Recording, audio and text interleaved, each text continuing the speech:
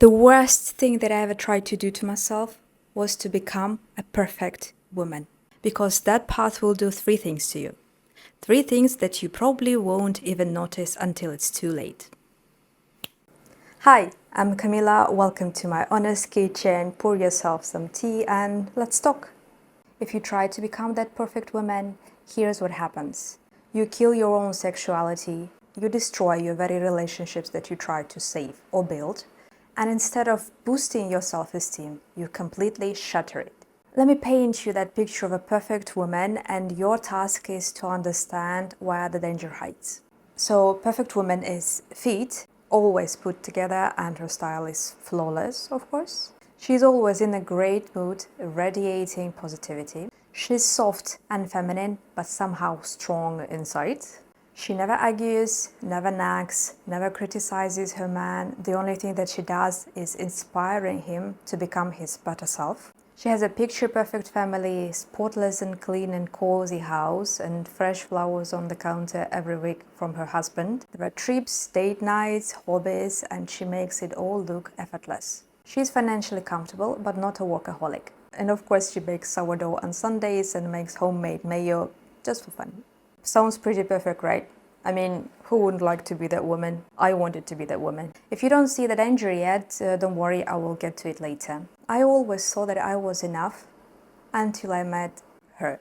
The kind of woman who walks into a room and everyone, men and women, turns around. I think she was about 40, wearing that stunning white, slightly see-through dress, no makeup, those amazing bright blue eyes and dazzling smile, and naturally sunlighted curls falling on the shoulders. We were in the same trip for 4 days, and in those 4 days, she didn't lift a finger. She didn't pick up any single thing from the floor, never paid for anything. Men were competing to do something for her. And not only men, honestly, I couldn't help myself either. I was making this watermelon juice in the kitchen for her like some devoted assistant. This is just because you can't resist her charm. She did whatever she wanted, whenever she wanted, and as long as she wanted, convinced that the whole world would wait. And you know what? It did. I came home thinking, I want to be that woman too. At that time, my love life was a disaster. Either I attracted wrong man or I didn't attract anyone. So of course, I assumed that something is wrong with me. But I didn't know what exactly. So I met another woman. She was an astrologist this time. Don't judge me, I was trying to do everything. So she looked me in the eye and she said, darling, you lack feminine energy. You're a Capricorn, right? So you have this career-driven, achiever, masculine core. You need to learn how to flirt, how to be soft and weak, and sometimes, well, play the fool. So I realized I was right. That was the problem. I wasn't a good enough woman. I started small, asking male colleagues for help, giggling at bad jokes, giving playful punches on the shoulders when I pretended that I was upset, or pouting my lips. It didn't work. So I went to the professionals. I signed up for some pelvic floor trainings, and I met my first women's circle where women were sharing their problems in relationships, or maybe there are some body problem. That was nice. I felt very safe. And the coaches was something else. You could smell their feminine energy the moment when they walked into the room. And they spoke in this slow and breathy way. Like, for example, they wouldn't say hello, they would say hello, on the exhale. I'm not kidding. I mean, one of our homework was to read the whole extract from some erotic novel with this exhaled voice and record it. Well, that wasn't bad. It was kind of hilarious, but it wasn't bad. That was funny. For a month, we trained our muscles down there, and we were learning how to smile to every man we passed on the streets, any age and any profession. And I did feel that rush of energy. But did I get flowers on my counter? No. Was I getting asked out on the dates? Also no. So I figured that's not enough. So I went to some 18+ workshops, read books, learned to listen instead of talking, learned how to praise a man for washing one plate so that he could feel like a hero around you. And still nothing. Then I went to tarot reader. Yeah, don't say anything. And she told me, your femininity is blocked. You're kidding me. I was working on it for 6 months. And she said, not enough, darling. do more, be mysterious, be a little bit beachy, be irreplaceable, be unforgettable, for Christ's sake. And that was the moment when I realized that something is wrong. All those books and courses and podcasts and videos about how to become a perfect woman are selling you one single message. Something is wrong with you. You are broken, you are not enough, you laugh too loud, you dress too modestly or too provocatively, your face looks annoyed all the time. Even if you were born like this, you are always falling short. So you keep changing one thing after another, so you're always almost there, but never quite making it. And yes, it can feel fun at first. Trying new things, it's exciting, it's like you're playing different roles. But the price of that game is your self-esteem. Slowly you spiral into more self-criticism. You are too little, you're too ordinary. So you burn out and you lose the real you. They need you to feel broken. Otherwise, how would you keep buying their books, signing up for their courses, watching their videos, or following their pages on Instagram? And continue fixing things that were never broken in the first place. Your habits, your personality, your looks. But you need to know there is nothing wrong with you. Unless you're a toxic, abusive tyrant destroying other people's life. In this case, yeah, you're gonna need therapy. Maybe you have weak boundaries or you struggle with self-worth or self-love, but as a woman, you're fine. When I realized it, I accepted absolutely simple truth. Perfect women only exist in social media. So do I still feel jealous when I sometimes watch their videos? Yes, I do. Do I want their lives? Definitely not. And it's not because my life is so perfect, no. But because when I start to get jealous, for example, over a girl with this absolutely amazing, stunning hair, I ask myself, would you take her entire life? Because you can't just take her hair. The whole package comes with it. Some other problems or struggles or hardships of her life. We all know that behind the screen is just a facade, and inside it can be chaos. Or maybe not. It's also possible. Maybe someone does have some perfect lives, I don't know. Take Hannah from Ballerina Farm. Juliet graduate, beautiful family, farm, amazing homemade recipes and nice kids. Looks perfect, but behind that is giving up her dream, exhausting daily work, and constant pressure to be magical every day. Do I want that for myself? No, I don't.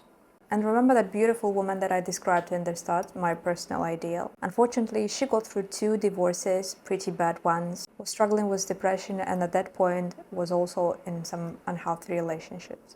She was doing her best to stay perfect on the outside. Would you like to have this life? I don't think so. Nice tea, by the way, just oranges and mint.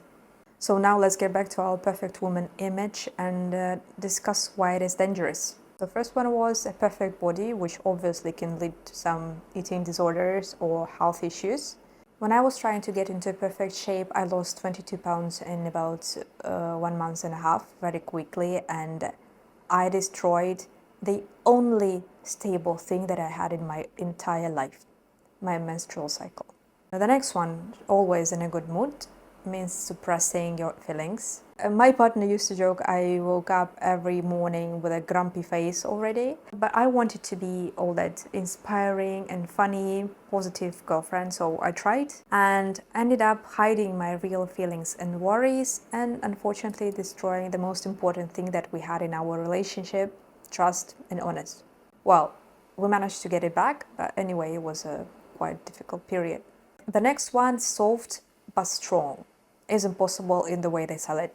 To be soft in their terms means to suppress the strength that you would use to stand up for yourself or protect your boundaries. And the next one, never criticizes your man, only inspires him, means you can't voice dissatisfaction.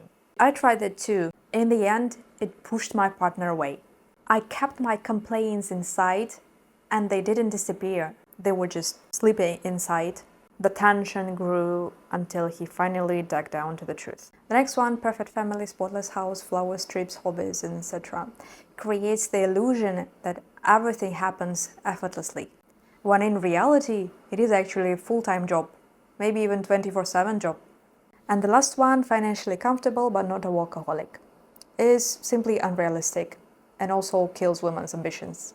In the end, chasing that image of a perfect woman kills your own sexuality because you stop being spontaneous. which usually makes us all this sexy, because you try to predict, consider first before doing something if it matches with your image of a perfect woman.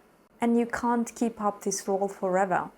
Burnout will come, your partner will definitely notice it, and unfortunately, he can even pull away. You become addicted to outside validation, and stepping out of this role feels impossible because you think that no one will need you, no one will want you when you're not perfect. You just haven't met the right person yet, I promise you, 100%. Do you see now how dangerous it is?